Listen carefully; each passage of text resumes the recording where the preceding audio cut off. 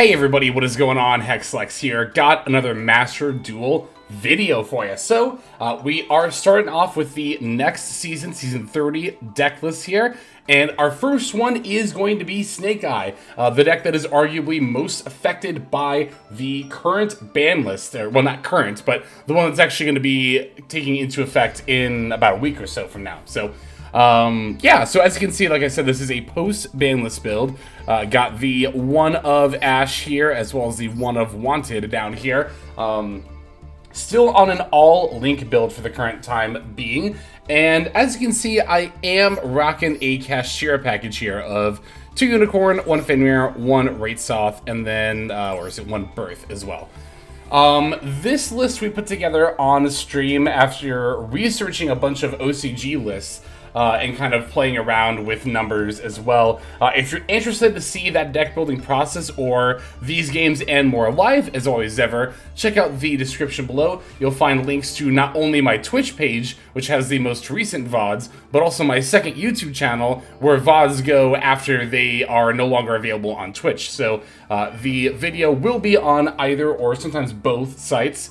You can also, if you want to catch me live, feel free to follow or sub over on Twitch. Again, link in the description below.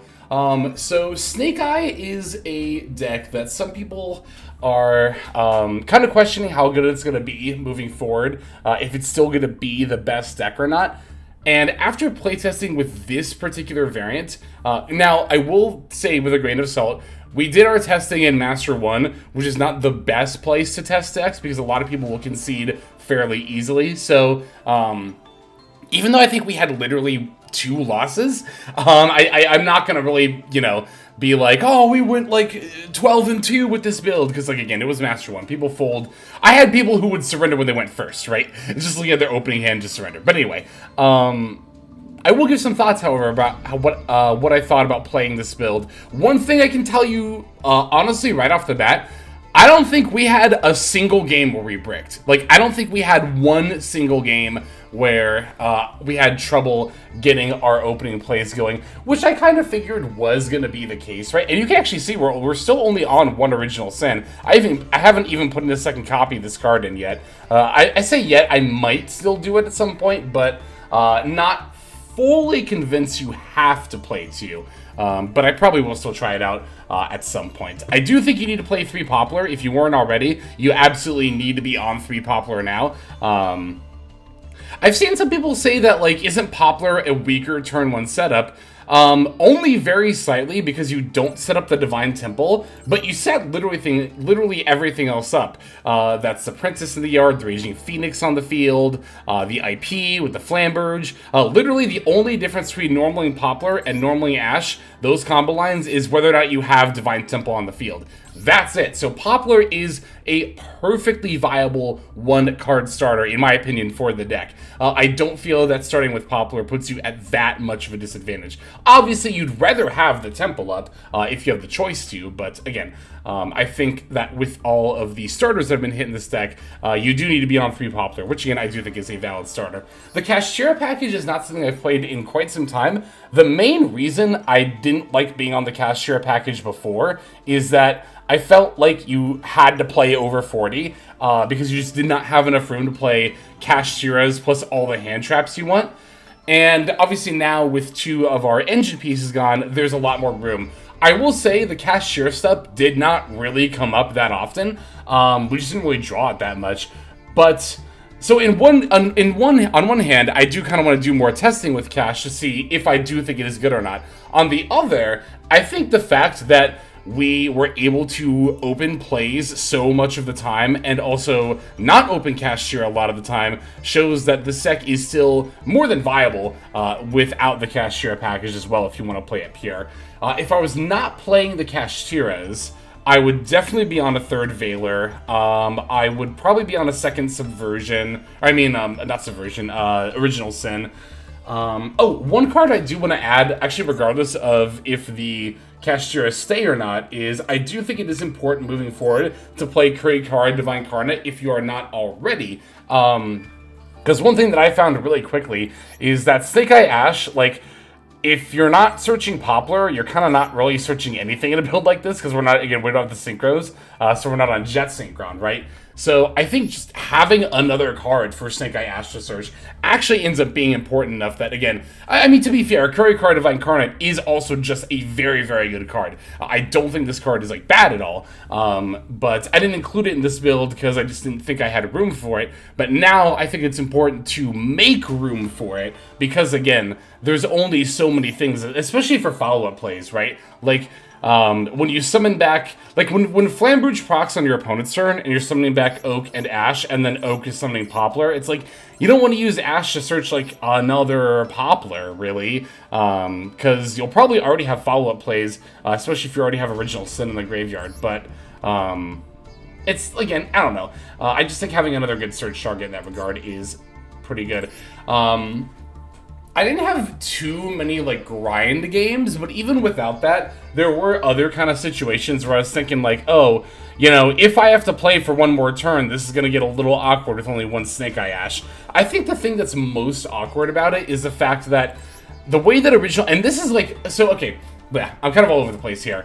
Another thing about the Snake Eye Ash limit, I've seen people complain like, oh, this is just a consistency hit. Those don't do anything for the game. Look at the Limit 1 Festival. One, the Limit 1 Festival, not a good metric to base off of how good this deck is, because remember, all of your hand traps were limited as well, and Maxi, the best hand trap against this deck, was banned. So, like, yeah, of course Snake Eye went off more often than the Limit 1 Festival. You had less disruption. Number two, I think that this is far more than just a simple consistency hit, like a lot of people are suggesting. One thing in particular that's really, really awkward, as I just touched upon, is grind games. Or not even grind games, but like almost any amount of follow-up beyond your turn one board. Because think about it this way, right? Original Sin cannot, it doesn't put back and then search. You have to pick your search target, and then it will also put the card back. So it's not like you can put back the Snake Eye Ash in your graveyard with Original Sin and then search it with that same effect, right? That means that you're going to have a follow-up turn without Snake Eye Ash, even if you have the in-archetype way to recycle it, right? And in that regard, it does, like I said, become a lot harder to have more of a comeback turn with this limitation. Same is actually true of Wanted. Remember, it is Wanted's, shuffle and then draw effect that kind of gave Snake Eye its, seemingly endless recursion. But with only one copy of Wanted, you're going to have that recursion much less often. It's not even about having it much less often in terms of the number of copies, like resolved per game, but more that, like, you're not going to open Wanted nearly as often, of course.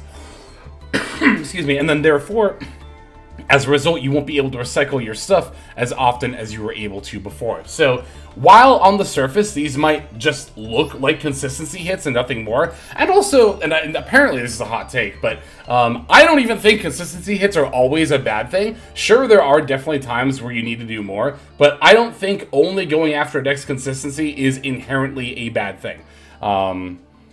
Yeah, with the one of Ash and one of Wanted do more than just limit the deck's starters and how often they can get plays on turn one. They do affect, again, I'll say grind game, but I'm really talking about any game that goes to like turn 3, right? Which, to be fair, in modern Yu-Gi-Oh! Is kind of defined as like a more grindy game. So, yeah, all in all, I think that this is probably still just the best deck of the format. However, and I know a lot of people are going to doom post about, like, this meta didn't change, Snake Eye is still as good as it was before. The power level of this deck has definitely noticeably dropped. Not only just having fewer starters, but again, that lack of recursion are both very, very important tools to Snake Eye. That's why I hypothesized that Cashiers would be very important when I didn't really value them as highly before. But again, I'm kind of starting to suspect that they're not as much more valuable now than they were before, as I'd initially predicted. But, yeah, so even if Snake Eye is still Tier 1, even if it does still end up being the best deck of the format, the power level between Tier 1 and Tier 2, I've said this multiple times now, will drop significantly. So in terms of what decks are in the format, and for the most part, even what tiers they're at, things won't change a lot. But one, we were already in a pretty diverse format. It's just that Snake Eye was far and away the best deck. And two, Snake Eye, while still being the best deck, is no longer far and away the best deck. and I think that's a lot more important than a lot of people give credit for. So, let's see here. Is there anything else about this build? I already talked about the Kashtira package, I think still being pretty optional. Second Original Sin, I will admit, is probably correct, but I still don't even really think you have to play it. Like, I did not have any issues, like I said, only playing the one copy. Oh, and the extra deck, I'm on 2 Promethean Princess, because I pulled an extra copy from the latest selection pack, so I figured I'd try it out. I will say it is really nice. If Kashtira package in Snake Eye becomes the standard, like, it's already fairly common, but if that becomes how Snake Eye is played every time, then I think this will be extra important because of Unicorn. But, you don't have to play 2 Princess, though, at the same time. Like, the second one, there's a number of things it could be. It could be Nightmare Unicorn is probably the next card I would go to. Relinquished Anima is another option. I feel like there was another one. Oh, Heat Soul is an option as well if you want to play that. But I never had the second Promethean Princess come up personally. But at the same time, like, a lot of these Link monsters you play in this variant don't really come up that often. If you are playing the Synchro variant and you want to just drop in a Jet Synchron and you're wondering what to take out for the Synchros, I would drop Pit Knight Airly, the second Promethean Princess. After that, it's like kinda up in the air, but probably just access code, honestly. I'd keep Celine, because you can do the Celine turn 1 Appaloosa line, but I find myself Celine access code OTKing not very frequently at all. If I OTK, it's usually just going to be Zealantis. So, yeah, if you're playing the Synchro variant, you can just drop in the Jet Synchron. I don't know, you could take out something like... Honestly, there's a number of things you can take out, like the Fenrir, maybe one of the Veilers if you really wanted to, one of the Triple Tax, and then, again, for the extra deck, you can just take out the Airly, the second Promethean Princess, and the access code. But, yeah, that's, wow. I talked about this deck for longer than I intended to, but I think there was quite a bit to discuss with the recent ban list change. So let's bring it down card by card, and then we'll look at the games. We are on 2 Effect Regular, 1 Snake Eye Ash, 1 Snake Eye Oak, 3 Snake Eye Poplar, 3 Maxi, 3 Ash Blossom, and Joyous Spring, 1 Kashtira Fenrir, 2 Kashtira Unicorn, 3 Diabellstar the Black Witch, 2 Snake Eyes Flamberge Dragon, 1 Nibiru the Primal Being, 1/1/4/1, 2 Triple Tactics Talent, 1 Sinful Spoils of Subversion Snake Eye, 3 Bonfire, 1 Original Sinful Spoils Snake Eye, 1 Pressured Planet Raitsoff, 1 Divine Temple of the Snake Eye, 1 Kashtira Birth, 2 Call by the Grave, 1 Crossout Designator, 1 Wanted Seeker of Sinful Spoils, and then 3 Infinite Impermanence. That's our main deck. For the extra, we're on 1 Link Krieba, 1 Nightmare Phoenix, 1 Heat to the Fire Charmer Blaze, 1 IP Masquerena, 1 Dark the Dark Charmer Gloomy, 1 Pit Knight Airly, 1 SP Little Knight, 1 Celine Queen of the Master Magicians, 2 Promethean Princess Bestower of Flames, 1 Appaloosa Above the Goddess, 1 Axis Kotalker, 1 World Sea Dragon Zealantis, 1 Salamangreat Raging Phoenix, and then finally 1 Underworld Goddess of the Closed World. There's our list. Let's see some duels. Alright, our first opponent's going to be on Rescue Ace Snake Eye, which I still need to try at some point here on the channel. Also worth noting, of course, you can probably guess by looking at the 2s in the deck profile on Ash and Wanted. This is going to be before the actual, and also the date of this video. This is before the actual ban list dropped, so I will be testing against opponents who are playing with more copies of stuff like Ash and Wanted. So, again, you know, in Master 1, so it's already arguably not the most accurate to what the ladder is going to be like anyway. But, okay, so here I place the Snake Eye Ash with Divine Temple because I already opened the Oak. So then I can just sack off Oak and Ash for Flamberge, right? And then now link off Poplar and Flamberge for the IP. And then now I can use Flamberge F, bring back Oak and Ash, and then still chain block with Poplar. That was the main thing that I really wanted to do with this hand, is make sure I was still chain blocking. And we also still get the Ash Surge. So one of the many times, honestly, in which I do kind of wish I had the Curry card to grab here instead. So, but yeah, if you're ever wondering, like, oh, if I open Oak, can I still do the line with Temple, where I chain block Flamberge and set everything up? The answer is yes, you just place Ash in the spell trap, kind of like I did here. Oh, and the other thing is when linking off for Link Krieba, right, don't activate Poplar's effect then, because as you saw, we normaled Oak to bring back Poplar, and then use Poplar to chain block Flamberge. So, But yeah, as you can see, still the same turn 1 end board you would expect to normally end on, just with the...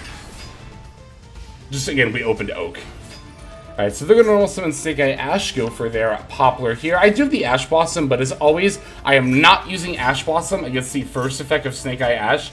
I think that's generally almost never correct. I would definitely wait for the second effect for sure. If it was Wanted, like if they had led with Wanted instead of Snake Eye Ash, I actually might have considered using Ash Blossom. So, generally speaking, on turn 1, I don't negate Diabel or Wanted ever. I don't think it's correct. However, on turn 2, it's a little bit different because the Diabel can potentially grab Subversion, which can kind of mess your plays up a little bit. Here, it actually wouldn't be that big of a deal because I still have the Divine Temple activation. I've not used it. Also, I actually want to emphasize that I have not used my Divine Temple yet. Because I'm in a mirror match, and this is something I see all the time when it comes to me playing against other people on Snake Eye. Divine Temple is the card that is #1 misplayed most often in my experience. If it's the mirror match, I do not like shotgunning this right away. For a couple of reasons. The main reason is to kind of like interact with their temple if they decide to place it. But also, if they do use Flamberge or Subversion to, like, for example, I mean, we already linked it off, but for example, push back IP, then I still have my Temple activation left to get IP back out of the spell trap zone. So, that's like the #1 misplay I see in Snake Eye mirrors, is people who have Temple up just shotgunning it the first chance they get. I think you generally hold Temple in the mirror match until you need it, so. But here I'll just go for a Little Knight to banish the Flamberge. Then, of course, to get back Oak and Ash and Poplar. And you'll actually notice I didn't even search off of Snake Eye Ash here, because I don't want to add my last Poplar now in case I need to add it for another combo line, right? So that's, again, huge emphasis on the one Snake Eye Ash, like, needs another card to search, which is why I think I need to be playing Kurikara here. As you can see, the opponent is pivoting into their Rescue Ace engine, but I'm not really overly concerned about it. Still have quite a few disruptions left, including Promethean Princess, which I'm going to have to proc here because of the Hita. That is going to force it. They do have the Called By, but I will simply use the Little Knight to banish the Hita away. They can, of course, still drop the Turbulence, but now they won't be able to, like, link climb into more scary plays, or bring back a fire monster in my yard that's not Promethean Princess, right? Okay, so there's the Hydrant and the Attacker, summoning the Turbulence as mentioned. Turb F will get to set 4. Honestly, the set 4 from Rescue Ace feels a lot less threatening when you already have a board established, but it can still be a little bit intimidating, so. They're going to move to battle here. I'm going to link Karibo, send the Poplar away to summon that back out to protect my board, and also the Poplar will place Flamberge, so there we go. Now it's back to our turn. They get their Hita back, which I don't care about at all, and more importantly, I get my Little Knight back. Cashier Unicorn is here right on time. This is actually kind of historically one of the things I have not liked that much about the Cashier package in this deck, is that, like, if you don't open it, it kind of just completely sucks. Now, granted, of course, there are some niche scenarios in a long game in which it might come up after you get, like, board wiped or something, but I don't think you should ever plan on getting board wiped. Well, I mean, for certain cases, but my main point here is that, especially in a best of one, the cash package can feel a little lackluster if you don't open it. Just kind of does not feel like it's doing a lot here. So I'm going to go straight for an Underworld Goddess. I'm going to link away their Hydrant. That way I can not only... well, it does a lot of things here, actually. For starters, now they don't get to book something with Preventer.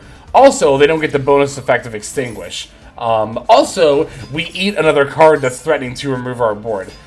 We can also just use Link Karibo here to dodge the Extinguish, since it was targeting a level 1 monster anyway. Yep, Flamberge pushes back their Preventer. I triple attack, steal the Hita, and then we are good to go for lethal. So, pushing through all 4 of those back row, which again, you know, when you already have an established board, is definitely not as difficult, for sure. But, yeah, so there is that first duel. We're going to keep on checking out some more. Here's the next one. Another 60 card list we're up against. This one is somebody cooking with a, gosh, what do I even call it? It's like a chaos pile, which is cool. I think chaos pile decks are sick. Well, not the one that had Necroface milling. All the other ones are pretty cool. Okay, so here I do actually open the Cashier stuff, which is pretty nice getting lead with Unicorn and Birth here. Opening Oak, once again, I'm just going to end up pitching it for the 1-for-1. So it's not really that big of a deal. Ash F for the Poplar. I definitely like establishing the Unicorn before going for the comp. Well, you have to because of Unicorn summon condition, of course. But it does, of course, also open up the opportunity to extra deck rip as well. Okay, Ash sacking itself in Unicorn. Now I can Birth back the Unicorn. That might have actually been a misplay. That might have put me in Nib range. In fact, I think it almost assuredly did. But, opponent did not have Nibiru, so never punished. But no, you should probably just wait, honestly, for the Unicorn there. But I will say, I talked about some of the cons of playing the Cashiers. I will say that is one very nice pro of playing the Cashiers, is that you do have that, especially Unicorn, you do have that extra material to search, right? That you can send off for one of the Snake Eye effects, summon from the deck, you can link it off, and then always just bring it back with Birth. That helps you play around Nib a lot better, so, yeah, no, there is a lot of valid reasons to play the Cashier stuff, for sure. And Unicorn's extra grip is pretty good.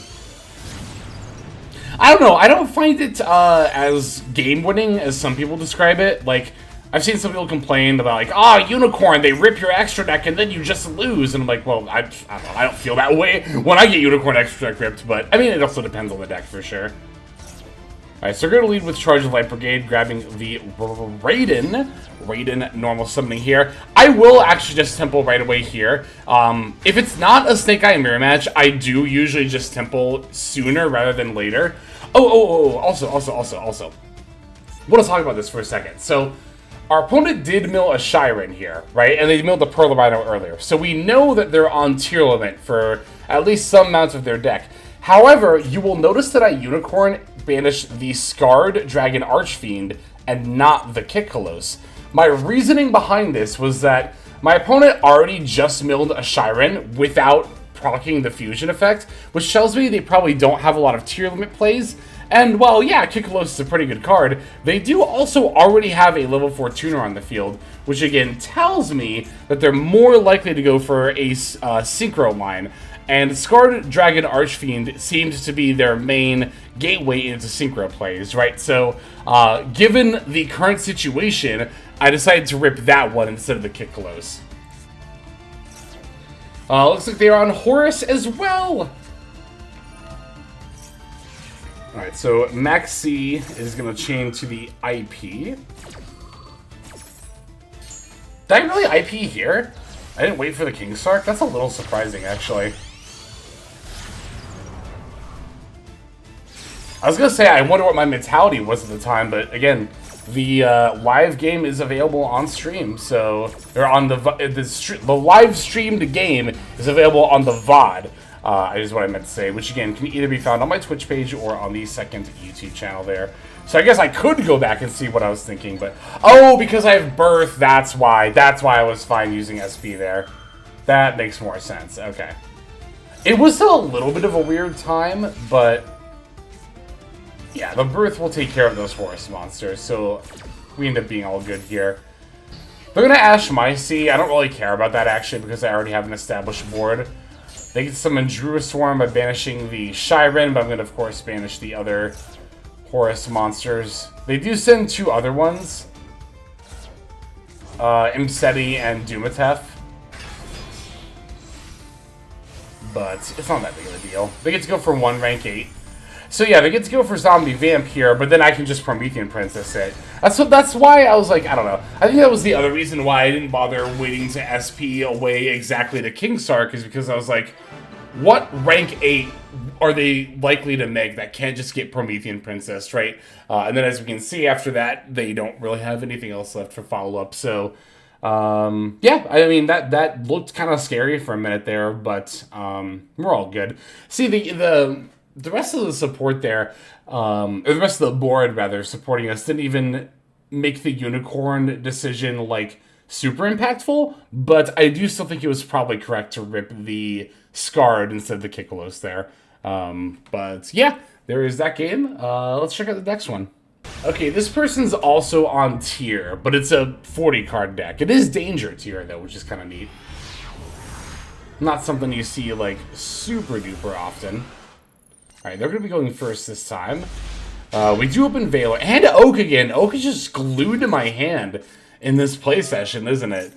So I guess let that be even, I guess, further validation for Snake Eye here. Not only can you still, like, do very well with this deck with the hits, but even if you open your one of Oak. Yeah, a lot of good mills from the tier player here. I could have Valored, potentially, to stop 3 of them, but I was like, I'll just Valor the Kikolos, it's fine. Oh, also, I've seen some people say, or ask, like, oh, with the limits, should I put in a second Oak? No, I don't think so.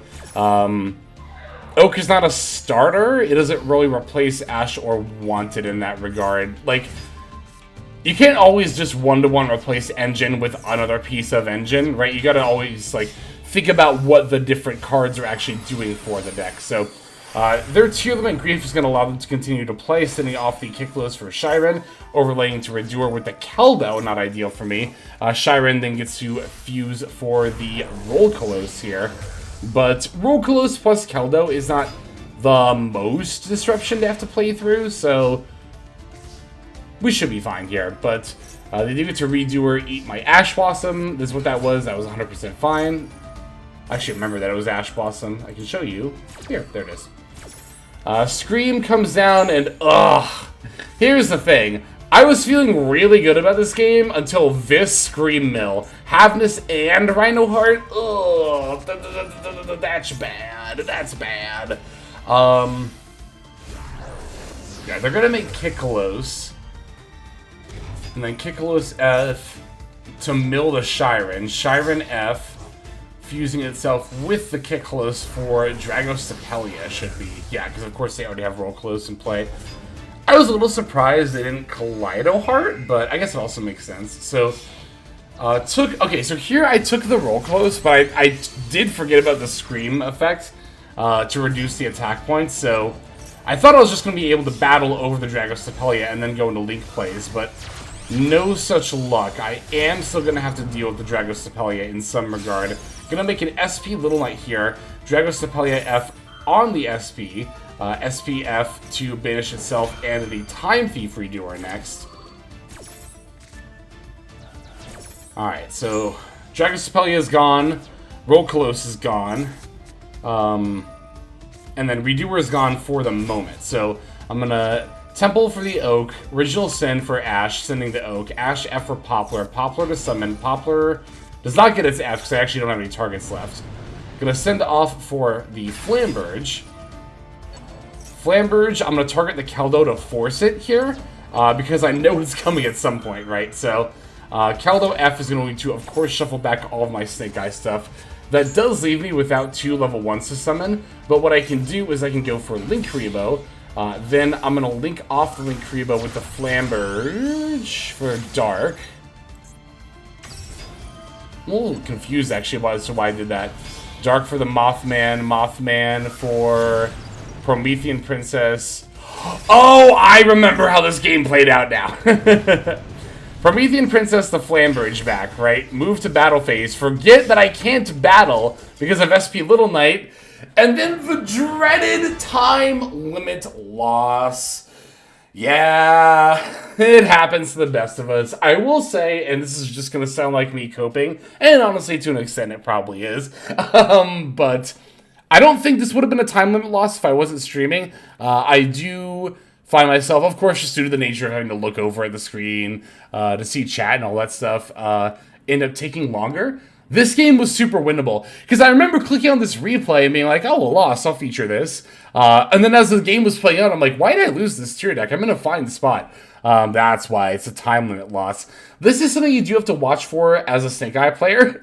Although I will say that practice absolutely makes perfect here. For example, In the Challenger Cups that I played in, the only time that I went to time in Swiss, or even in general, was when I was playing against Lab, right? Or other decks that, like, draw the game out longer. I saw other Snake Eye players going to time or hitting time limit in the tournament because of all the decision points you have to make. But honestly, this is why I again say practice makes perfect with Snake Eye. If you're able to make those decisions at a rapid fire pace, then you'll honestly never really encounter this problem. But if you're streaming, that might be a different story. We have one more game to check out. Let's see the last one. Oh, also, one thing I will say, I did misplay here trying to go to battle phase. If I had not tried to go to battle phase, I would have had enough time to end on Raging Phoenix and pass over to my opponent. But anyway, like I said, now we'll see our last game. Okay, our final opponent is going to be playing Unchained. I don't remember if I went first or second this one off the top of my head. I think I went first. Yep, I did. Yeah, fine hand. More than fine. We have wanted and 1-for-1. And yeah, this hand is great. And as I've continued to say, I had no problems opening plays here. Yeah, as weird as it looks, triple attack is definitely the correct send here for this exact reason: infinite impermanence. You might wonder, like, well, wouldn't you send? Because I actually thought about sending 1-for-1, but honestly, triple attack did end up being the right call. Like, because if they had, you know, like a Veiler or an Ash Blossom for the original Sin, we still have the... Well, we have Call By is the main thing, right? Like, we have Call By to handle, like, monster hand traps. So, really, Imperm is a thing that most threatens us here, and is the main reason why we might not be able to make plays. Like if I had DML pitch 1-for-1, I just would be out of stuff to do right now. I'd have to pass over my opponent, but here I can 1-for-1 away the Ash Blossom. Snake Eye Ash F activating. Opponent has an effect Veiler as well. I have a Call By as my last card because I'm just the greatest player on the planet. But, no. But, yeah, so now we're able to play through their board. It's still going to be just, I think, a typical one-card combo line here. I don't think the DML being on the field adds anything. See, one thing I'm trying to figure out is how often Pit Knight Airly is actually going to come up here. Because I do see a lot of all Link Snake Eye builds on this card, but I don't find a whole lot of turn ones where it's actually feasible for me to summon it. In fact, I think I did have one game where I summoned it turn 1, and it's because I opened Poplar and used that as my plays, if I recall correctly. But I think even with the extra Diabell, I don't get... I would still need one extra material here, right? Because we bring everything back with Flamberge and Oak. Then Karibo, Oak F for the other Flamberge. You need that. Because then you can put the IP in the spell trap. This makes the Prince... Yeah, I think you still need one extra body to make an Airly here. If you do manage to be able to make the Pit Knight, then it kind of actually doesn't matter where you put it, which sounds really weird, given that Pit Knight's effect is reliant on a monster it's pointing to activating its effects. Just make sure that you're putting either Flamberge or IP in the zone that Pit Knight is pointing to. That way you can proc the effect with either of their effects, you know. Okay, A-Bomb's Prison for Sharvara. Tour Guide coming down. Again, not the mirror, so I'll generally temple sooner rather than later.